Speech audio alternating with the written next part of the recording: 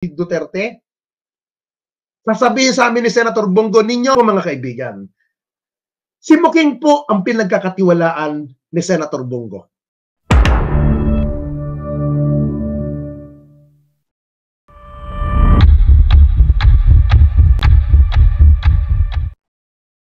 Shy Guys, another video, another chika.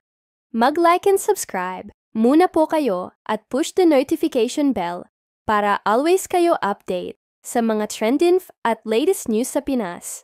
Tara umpisahan na natin ang video. Kapnino Barzaga, nilaglag na si Muking na kanan kamay ni Bong, go at marami pala na bayaran ito. Marami ang revelasyon ni Kap kay Muking at Bong, go. Okay, mula noon nag-start na kami ng pag-uusap ni Muking. Lahat ng sahod ko sa tanggapan ni Senator Bongo ang nagpapadala si Muking Espino. Kung nakakaalala ninyo ng mga past live ko, hindi pa na-mention si Muking, may sinasabi ako dati, meron isang babae dyan, ito yung mga clue ko dati, meron isang babae dyan, naka-epilyido, ka-epilyido ng isang politiko sa Pangasinan. Kung natatandaan ninyo, kung talagang taga-subaybay kayo sa mga live ko, ilang beses kong na-mention, na meron isang politiko na ka-epilyido niya ang nasa Pangasinan.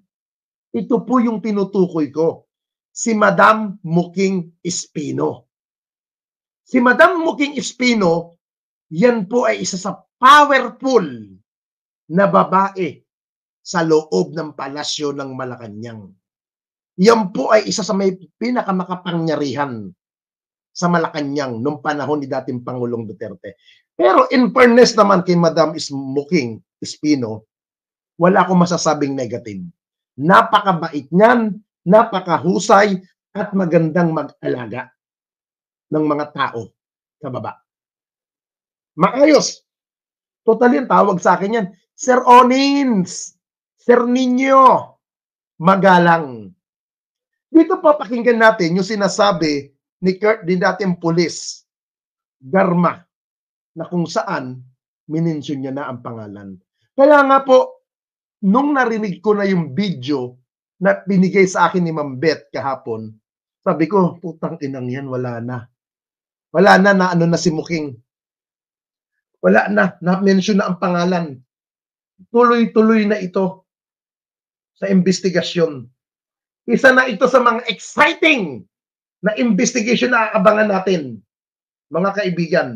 Isa ito sa mga magaganda na mangyayari kung sino si Muking, ano ang abot ng kanyang rurok sa loob ng Malacanang. Naku po. Pakinggan muna natin bago ako magbibigay ng komento tungkol po doon.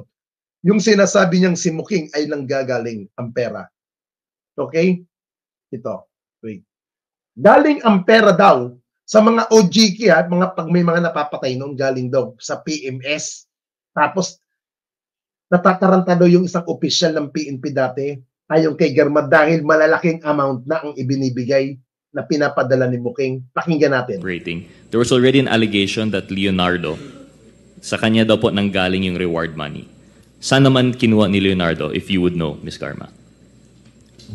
Yun, Mr. Chair, I heard from Pedro, there was a time na lumabas siya na sa IDG, nagkakamot ng ulo kasi namumblema na siya. According to him, is malalaki na yung pera na pumapasok sa accounts niya and kinakabahan na siya sa mga pinapadala galing kay, minention niya kasi yung pangalan ni Muking, Mr. Chair, kaya I presume na dun galing because that is his exact word. One more allegation, Mr. Chair. Is it true yung nabanggit dati na sa PCSO daw galing yung source ng reward money and this was during the time na GM daw po kayo? Hindi po. I think it's, sige, hindi po, Mr. Chair. Okay. Thank you very much, Ms. Garma. That's all. Thank you, Mr. Chair. Ayun. Ano pong narinig ninyo? Ano pong narinig ninyo mga kaibigan? Ang pera na galing para sa pambayad sa mga patayan sa AGK ay nanggagaling sa PMS. At ang nagpapadala ng pera ay si Miss Muking. Hindi pa binabanggit ang buong apelyido ni Muking dyan. Hindi pa binabanggit na Espino. Wala pang nagko-content ng vlog na to tungkol dyan. Sino ba si Muking Espino? Wala pang nagko-content, mga kaibigan. Wala pang nagtatopic. Ha? Tuloy tayo sa pakikinig. Doon galing ang pera daw kay Muking Espino. Galing kay Muking. Okay, next topic. Itong isang video na napanood ko pa. Pinapatawag na si Muking sa Kongreso. Ito. I'm not the one operating the whole operation. Hindi po. Yung ano po, alias Muking, lalaki yun to, babae? Babae po, Mr. Chair.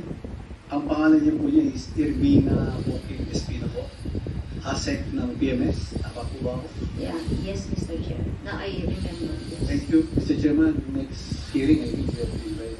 Yes, we already asked the committee secretary to invite Ms. Muking. Thank you. To our next committee hearing. Thank you. Thank you, Congressman Gonzales. The next interpreter. Ito. Alam niyo, may napasin kayo doon sa video na kung saan nung binanggit ang pangalan ni Muking Espino na tinanong, kunwari, hindi kilala ni Congressman Dong Gonzales ng Pampanga. Di ba? Hindi kunwari, hindi kilala ni Congressman Dong Gonzales si Muking. Alam niyo mga kaibigan, kaya ko po nasasabi na kunwari na hindi kilala ng mga politiko, wala pong makakarekta kay Pangulong Duterte. Walang makakalapit na politiko para sa one-on-one meeting o para sa mga guesting kay Pangulong Duterte nang hindi ka dadaan kay Bongo. After kay Bongo, lahat dadaan na kay Muking Espino. Yan ang totoo. Hindi ka pwedeng dumaan, pumunta, rumekta kay dating Pangulong Duterte sa Malacanang kung hindi ka dadaan sa table o makikipag-usap kay Muking Espino. Yan ang kanang kamay ni Senator Bongo. Wala pang Jello dyan. Yung Jello Villar, wala pa yan. Wala pa si Jello Villar. Kailan lang sumulpot si Jello Villar na chief of staff ngayon ni Bongo sa Senado? Kailan lang sumulpot yan? Wala pa yan. Ako may naririnig na rin akong mga negative issue about kay Jello, pero wala akong alam doon tungkol doon. Pero ito na. Nabanggit na nga ang pangalan at pinapatawag na sa Kongreso. Alam nyo, napakagandang bagay ito eh. Napakalaking bagay, pera ng taong bayan pinambabayad sa mga AJK. Correct! Correct, let's agree. Pati yung mga vlogger nung panahon ni dating Pangulong Duterte. Ito ang hamon ko dati, di ba? Kung natatandaan ninyo, maglabasan tayo ng bank account na ATM. ATM, banat bay. Hindi tayo may mention ni banat bay. Ito si Muking. Kung itatapik man ito ni banat bay, si Muking, sigurado, puro magiging favor lahat kay Muking ang sasabihin ni banat bay. Kasi ang hamon ko rito, si banat bay dati, magpakitaan tayo ng ATM. Ipakita, ilutang kung sino ang mga nagpapadala sa atin ng pera through ATM. At malalaman natin na ang nagpapadala ay konektado sa Malacanang noong panahon ni dating Pangulong Rodrigo Roa Duterte. Yan ang katotohanan na hindi nyo maitatanggi, mga putang ina ninyo. Ha? Yan ang hindi nyo mapapasinungalingan, mga leche kayo. Ha? Balat na eh. Cool ka ba na maglabasan tayo ng ATM at ipakita natin kung sinong mga nagpapadala? Ha? Ha? Willing ka ba doon para makita kung saan connected yung nagpapadala sa atin ng pera nung panahon ni Duterte, nung siya ang pangulo natin ng bansa? Ha? May mention ko pa, hanggang sa na-aresto ako about sa kasong cyber libel nung panahon ni Digong na kung saan hinuli po ako sa Baguio. Ano ang connected doon ni Muking? Meron din po. Meron connected si Muking doon sa pagkakaresto sa akin. Hindi para ako'y hayaan. Mamaya, i-explain ko pa din yan. Ha? Ako, ikikwento ko lang dito, mga kaibigan, yung base sa experience ko through Muking Espino. Kung ano ang nakita ko sa kanya, ano ang nasaksihan ko sa kanya, kung paano kami nag-uusap ni Madam Muking, yun lang po ang aking ikikwento sa live ko na ito. Ha? Sabi ko nga, wala akong ikikwentong negative dito kay Muking. Base sa experience ko kay Muking. Base sa mga tawag niya sa akin. Ha? Ha? Yun ang iaano ko. Ha? Ito, tanggalin na natin tong kupal na to. May isang kupal, iba ang topic, ipapasok niya, ibang topic ang ipapasok niya. Layas. Layas. Absuelto na daw yung isa. O, anong pakialam namin kung absuelto na? Ha? Anong pakialam namin kung absuelto yung manyak mong pastor? Ha? Layas. Ibang topic dito. Ha? Ito na, kwento ulit tayo. Ang challenge ko nga dati kay Banat Bay, magpakitaan tayo ng ATM. Para ma-mention kung saan connected. Ito po, hindi mo pa mapasinungalingan to. Pag nagpapadala sa akin ng pera si Muking, pag nagpapadala ng pera sa akin si Muking, may mga text siya. Sir Ninyo, pakicheck na po ang ATM nyo. Naipadala ko na po ang para po sa'yo. Sir Ninyo, natanggap nyo na po ba yung allowance? Ganun. Ganun ang tawagan namin ni Madam Muking Espino. Sir Ninyo, natanggap mo na po ba ang pera pinadala ko? Ganun ang tawag sa akin ni Madam Muking. Ako lang nasabi lamang ako ng totoo. May mga text sa akin si Muking. May mga message sa akin. Hanggang sa nagpalit siya ng cell number niya. Yung dating number niya, wala na yun. Nagpalit siya. Hindi siya mapapasinungalingan kasi kilala siya ng mga tao sa loob ng Duterte community. Si Muking, mga kababayan. Kilala siya.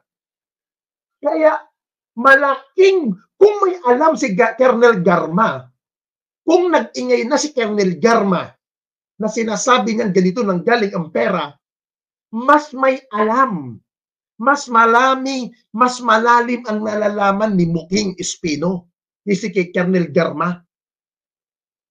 Mas malalim ang nalalaman. Mas malalim ang nalalaman ni Muking Espino. Hindi natin pwedeng baliwalain si Muking. Pero ang tanong, gagawin niya ba yun? Gagawin ba ni Muking ang bumaliktad at magsabi ng nalalaman niya?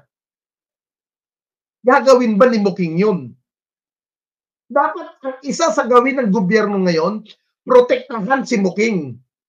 Ibigay ang dapat na proteksyon para hindi magalaw si Muking at magsabi ng katotohanan ayon sa kanya. Kasi ito mga kaibigan one time may pagkakataon, kung natatandaan ninyo yung tinira ni Arnold Clavio, may mayroong pagkakataon na tumira si Arnold Clavio kay dating Pangulong Duterte na kung saan ang sabi ni dating ni Arnold Clavio dati, nasaan ang Pangulo? Di ba mayroong ganon eksena? At nagkaroon ng eksena na namura ko siya sa trophone. Yun po ay utos nun ni Madam Muking. Yun po, ang sabi nga sa akin ni Muking dati, ninyo tanggalin mo si Igan sa Viber group ng hukbong pagbabago. Baklasin mo yan, kalaban natin yan. Yun pang sinabi sa akin ni Muking, tinawagan niya pa ako noon. Kaya dali-dali ko, tinanggal. Ang dali-dali ko. Nakikita niyo dati yung mga video presentation ko dati na galing mismo kay Pangulong Duterte, yung mga pagbati niya. Lahat po yung galing kay Muking. Lahat yung galing kay Muking. Kaya Kung sino man DDS nagagamit ng video live ko na to at wala naman kayong alam, tiyakin nyo na kilala nyo si Muking. Ha? Tiyakin ninyo na kilala nyo si Muking personal at tiyakin nyo sa sarili nyo na nakakarekta kayo kay Muking. Pero kung hindi kayo rekta kay Muking, magdudulong-dulungan kayong mga putang ina ninyo at gagamitin nyo lang ang content ko, putang ina ninyo na paghahalatang mga tanga kayo. Ha? Napakahalatang mga gunggong kayo. Ha? Huwag ganun, mga kababayan. Ha? Magpakatotoo kayo. Ha? Alam nyo, panoodin nyo, itong sinasabi ni Colonel Garma, yung last na pinakita ko, medyo panoodin nyo. Nung binensyon niya ang pangalan ni Muking Espino, na dating undersecretary ng PMS, bigla siyang gumanon. Kasi, na-mention niya si Muking. Napangalanin niya. Ha? Napangalanan niya si Muking. Ang isa sa mga inaalagaan ni Senator Bongo, si Muking. Maraming alam yung ali. Ha? Panoodin nyo ito ulit. Pagmasanin nyo, nung gumanon si Colonel Garma. Panood. I'm not the one operating the whole operation. Hindi po. Yung ano po, alias Muking na, lalaki yun to o babae? Babae po, Mr. Chair. Ang pangalan niya po niya is Irvina Muking Espino po. ASEC ng PMS. Tama po ba ako? Yeah, yes, Mr. Chair. Now I remember. Yes. Thank you, Mr. Chairman. Next hearing, I think we have to invite. Yes, we already asked the Committee Secretary to invite Ms. Muking. Thank you. Our next. Kita nyo, bigla siyang gumanon. Si Colonel Garma. Kasi si Muking marami pong alam. Kung ang alam natin, Bongo, ang trusted ni Pangulong Duterte, meron din pong alabonggo sa Malacanang. Yan po ay si Muking Espino. Yan po si Muking. Wala pa dyan Patrick, wala pang Dea, nandyan na si Muking. Si Muking po, hindi ko pa siya kilala nung mga 2015 sa Duterte movement. Hindi ko pa kilala. Pero nakikita ko na siya kasama-sama pa natin ni Senator Bongo. Minsan sila nila Pangulong Duterte pag lumilipad sa mga probinsya. Parati sila magkakasama sa isang chopper. Sila Muking at si Senator Bongo. Ganyan po kabigat si Muking. Ganyan po pinagkakatiwalaan si Muking. Lahat ng bayarin, lahat pagdating sa financial assistant ni Bongo, pagdating sa mga vlogger, sa mga defender, Muking ang naka-assign po dyan. Ha? Si Muking po ang nakatoka pagdating sa mga pera na ibinibigay sa amin mga vlogger. Kilala ko yan si Muking. Yan, hindi kilala yan ni BMR. Hindi kilala yan. Hindi naman pasok si BMR eh. Si Bisda. Hindi kilala si Bisda. Kung nakilala naman yan, lately na lang. Lately na lang. Lately na lang nila nakilala si Muking. Lately na lang. Pero ako, kilala ko si Muking. Ilang beses ko nakakausap yan. Regular kami nung panahon ni dating Pangulong Duterte. Tawagan kami ng tawagan. Natatandaan niyo po ba mga kababayan? Nung time na ako'y na-aresto ni Colonel John Ibay sa Baguio City. Natatandaan niyo po ba yon? Sa kasong cyber libel, hindi ko na i-mention kung sino nagkaso doon. Hindi si Yorme ang nagkaso po doon. Wala pong ipinail sa akin na kaso si Yorme Isko Moreno. Okay? Para po sa kaalaman. Malinaw po yan. Kung napapansin nyo, nung inaresto ako dati ng Manila Smart Police Office ng Manila sa kasong cyber libel, nakaposas na ako Sa gilid ng bahay, nakunan pa ako ng video doon. May kausap akong sa cellphone. Natatandaan niyo? Si Muking po yun, kausap ko.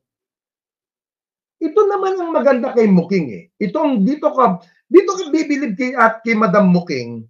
Nung time na na-arresto ako ni Colonel Jun Ibay sa Baguio, tawagan kami ni Muking. Sinong umaresto sa ninyo? Ha? Malalaman niyo po yan sa hearing. Malalaman niyo po yan. Ito na. Nung time na na-arresto ko, time to time tumatawag si Muking. Mula nakadetain ako sa Smart na kung saan nagpadala sila ng abogado ng PMS na inaaway ko. Sabi ko, ilang oras na ako dito? Ano mo sa akin dito? Ano ba utos sa'yo ni SBJ? Ano ba utos ni Muking? Ayusin nyo. Binubulok nyo ako rito, mga putang ina ninyo. Ginanon-ganon ko yung abogado. May tumawag pa sa akin na isang direktor ng Malacanang na abogado rin. Hindi rin nila mapapasinungalingan to. Hindi rin nila mapapasinungalingan. Hindi nila mapapasinungalingan. Ha? Hindi nila mapatatanggi. Kasi nakikita ng mga police smart kung sino pumupunta sa akin doon na taga Malacanang.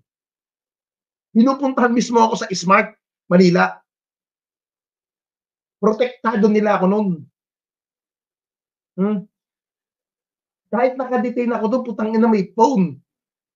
Starbucks pa ang iniinom ko doon. Hindi ako pinabayaan.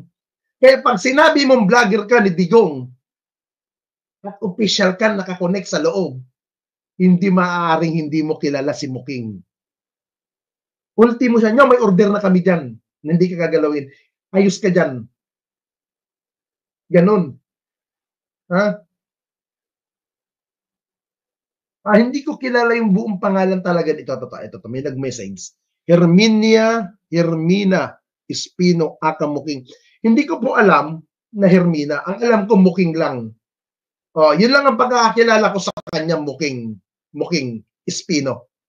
Yun lang ang pagkakilala. Akala ko nga kamag-anak siya ni dating gobernur Amado Espino. Baka kaipilin. Pero nung nagkakausap kami niya ni Muking, mahalata mo na Bisayang-Bisaya. Oo. Halatang-halata mo Bisayang-Bisaya si Madam Muking. Hindi mo siya maano ng Tagalog na diretsong magtagalog. Hindi. Bisayang-Bisaya halatang taga Davao talaga. Hindi mo siya masasabing Pangasinan Hindi mo mapagkakaman Ilocana. Talagang Bisaya. Ito na po mga kaibigan. Kaya nung napanood ko yung mga sinabi ni Colonel Garma, at nakita ko yung sinabi ni Ma'am Beth, doon na ako naloka. Naku po, mapapalutang kaya nila si Muking? Ito, panoodin nyo pa to para magtuloy-tuloy tayo. Binanggit na nga ang pangalan ni Muking, ni Garma. Ito, panoodin nyo. Same day, a certain individual named Muking contacted me by the phone to request Leonardo's contact details, which I promptly provided. A week later, I learned from Arthur Narsolis via phone call that Leonardo had been summoned and was instructed to proceed to Royal Mandaya Hotel for a meeting.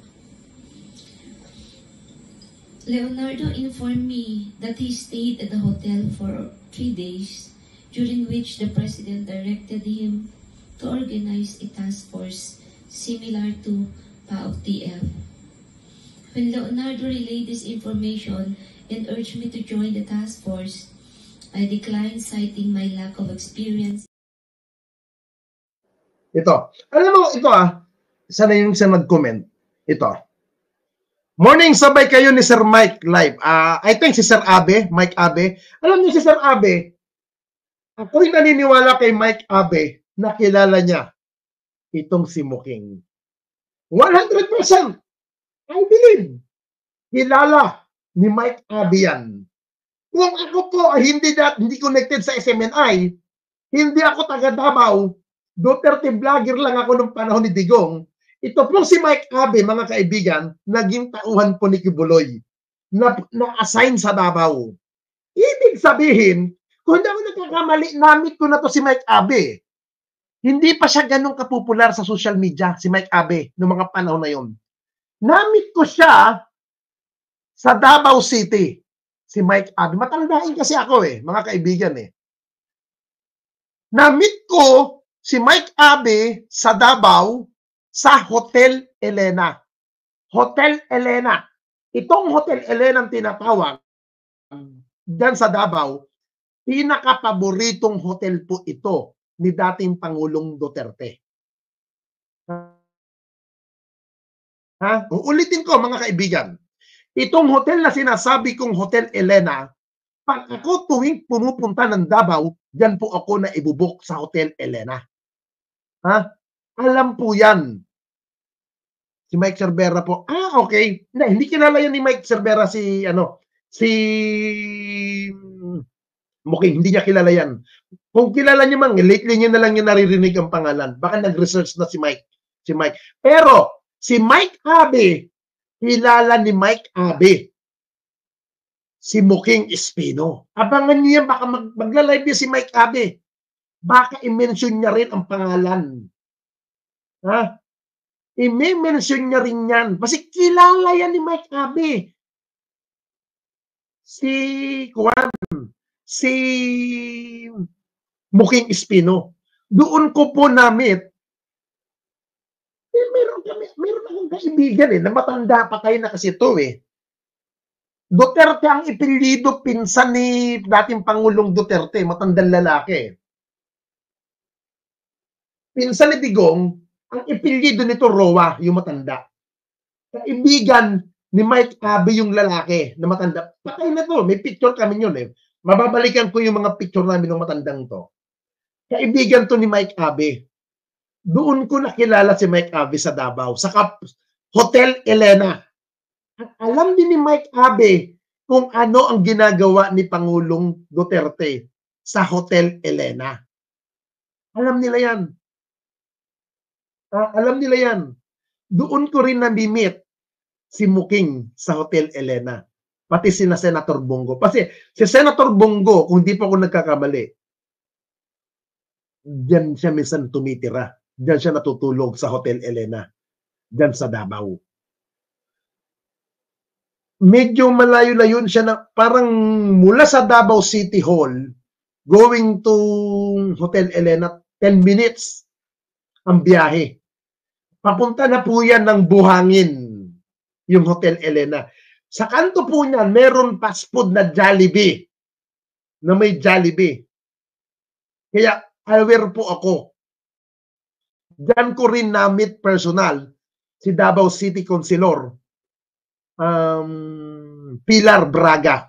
Diyan kami lalong maging magkaibigan ni Pilar. Diyan kami lalong magkakaibigan ni Pilar.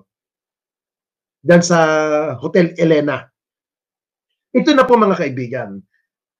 Si Muking po ang pinagkakatiwalaan ni Senator Bongo sa lahat ng bagay. Sa lahat. Pag kami may kailangan kay Senator, kaming mga simpleng tauhan lamang na mga vlogger ni Duterte, sasabihin sa amin ni Senator Bongo, ninyo, pag anong kailangan mo, tawagan mo si Muking. I-text mo si Muking. May picture ka ni Muking. Hindi nagpapapicture yan. Si Madam, hindi nagpapapicture yan. Pero kilala ko mukha niyan. Kilala ko yan, si Madam. Ang pangangatawan niyan, tamang-tama lang. Hindi mataba, hindi rin mapayat. Tama lang ang katawan niya. Tama lang ang katawan niyan.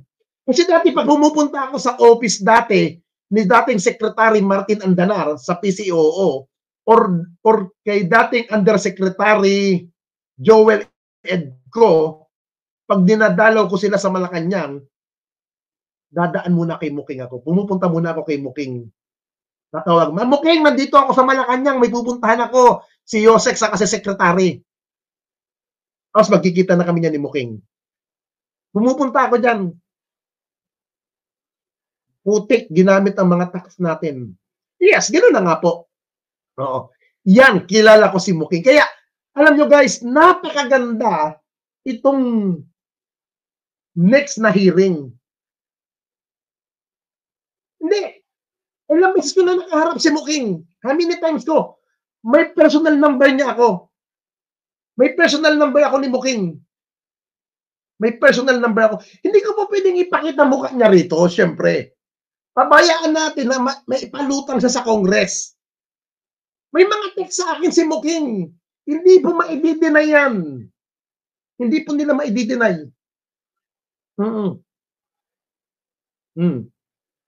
Ito. O may isa pang tanga pumasok. O, layas. Ganun lang. Alam niyo, mga kasimplihan lang. Ganun lang. Pag ang tanga pumapasok sa live, wag mo nang bigyan ng pagkakataon na magpaliwanag ka. Kasi tanga yan. Hindi tatanggap ng paliwanag ang mga yan.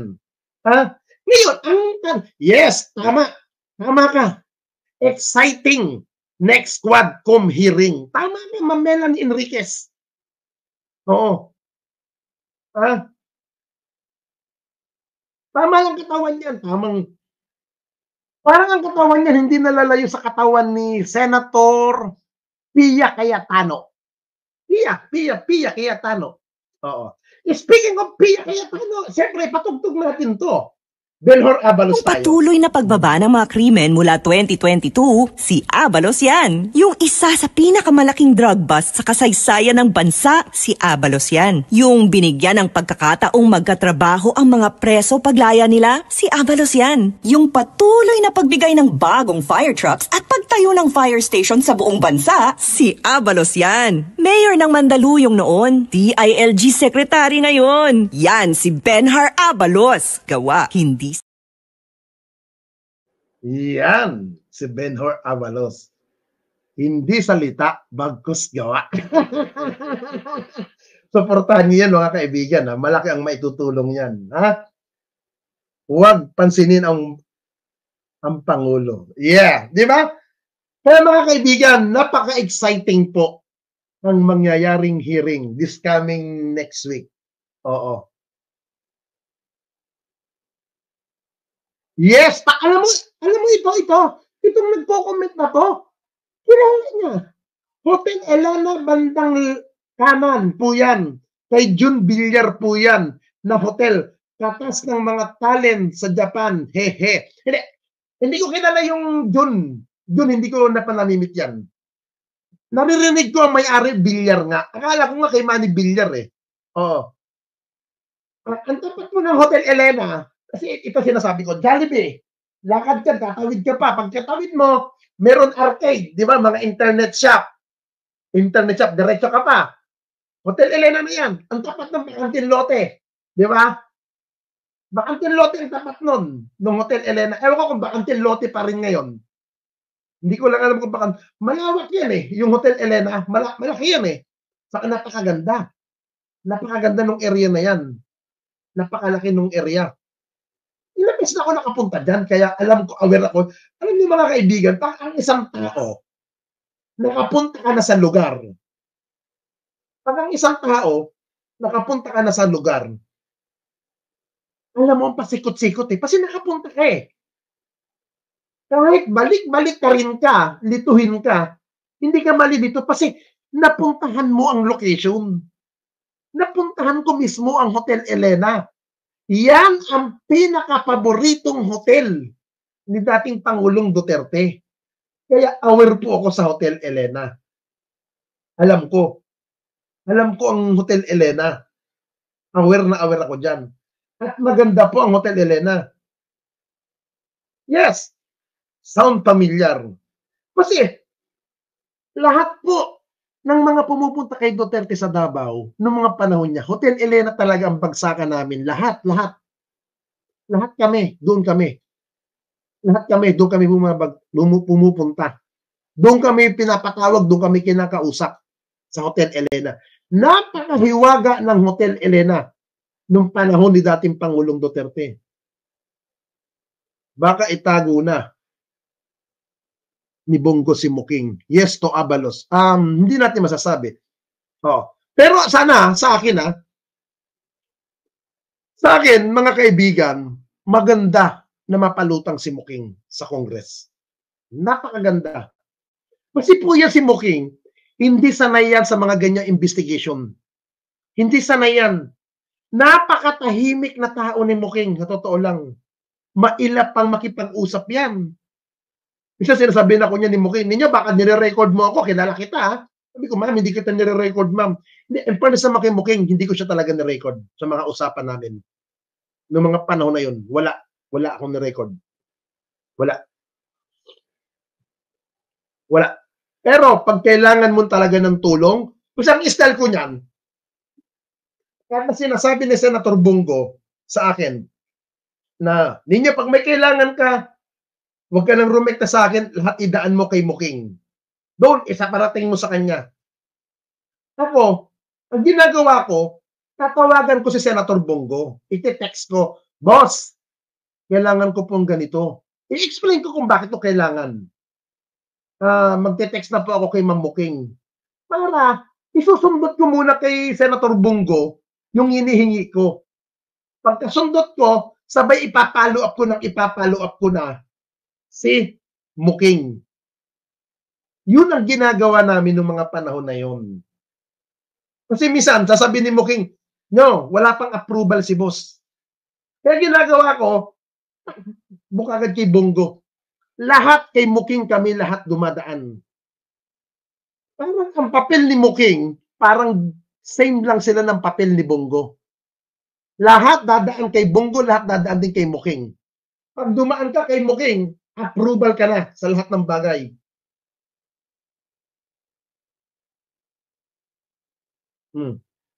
Lahat yun dadaan.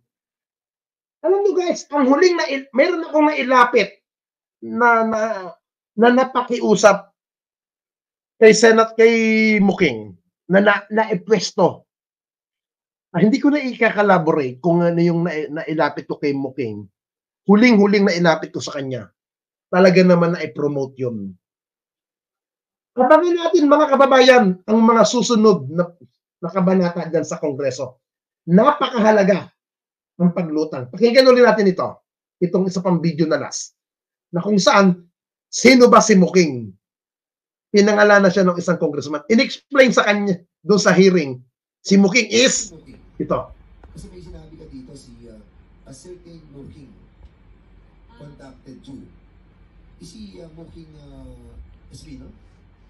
Parang Espina. Yeah, staff po ni, ano po yan, sa City Hall, sa office po ni Sir Bongo during that time. Staff to ni Senator Bongo? Yes po, during that time. Anong pangalan niya?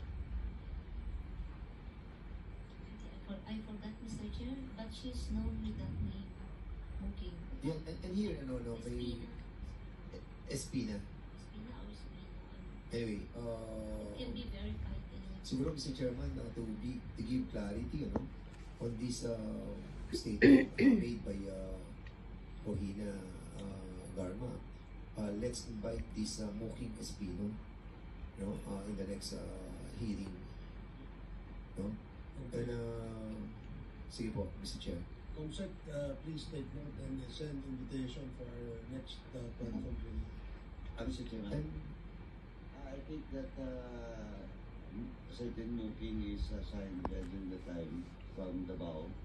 Dinala po sa Malacanang. I think is... Yeah, mahina nga yung sound. Nakuha ko yun sa hearing ng Congress. Alam niyo mga kaibigan, dito sa pinakita kong huli sa inyong video, natatawa na lang ako eh. Kunwari, hindi kilala ng mga congressman si Muking Espino. Oo. Siyempre, para nga masabi, hindi sila nakakonect dati. Pero totoo yun mga kaibigan, kilala po ng mga politiko. Mula Congress, Senado, Gobernador, mga mayor na lumalapit kay Pangulong Marcos, kay Pangulong Duterte, kilala ang Muking Espino. Sa mga kaibigan ko kahapon, mga kausap ko na mga Duterte supporter pa rin ngayon, kahapon na mga kausap ko, I'm sorry sa inyo.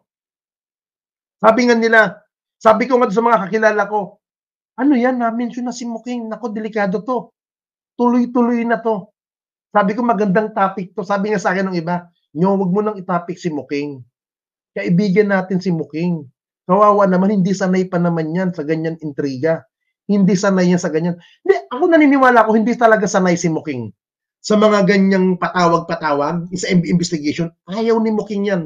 Kasi kilala ko personal si Muking. Hindi po siya mahilig sa mga publicity, si Muking. Hindi po mahilig. Kaya ko po siya na itapik ngayong umaga dahil na-mention na po ang pangalan niya sa Kongreso. Ngayon, ang kinikwento ko po sa inyo about kay Muking, yan po ay base sa aking nalalaman. Base sa aking experience. Base sa aking karanasan na nakakausap ko si Muking personal at nakakatawagan sa cellphone. Pag may pautos si Bongo, pag may pautos sa amin at may lalo na pag-araw ng sahod namin sa Malacanang nung time ni dating Pangulong Duterte, si Muking ang nag-a-update. Ang pinakagusto ko kay Muking, ito ang gusto ko kay Muking eh. Kung ang sahod ko kay Muking, halimbawa, October 20, pero hindi naman yung talagang araw ng sahod. Halimbawa, October 20 ang sahod namin kay Muking. October 19 ng gabi, Sir Nino, napadala ko na po yung pera po para po sa inyo.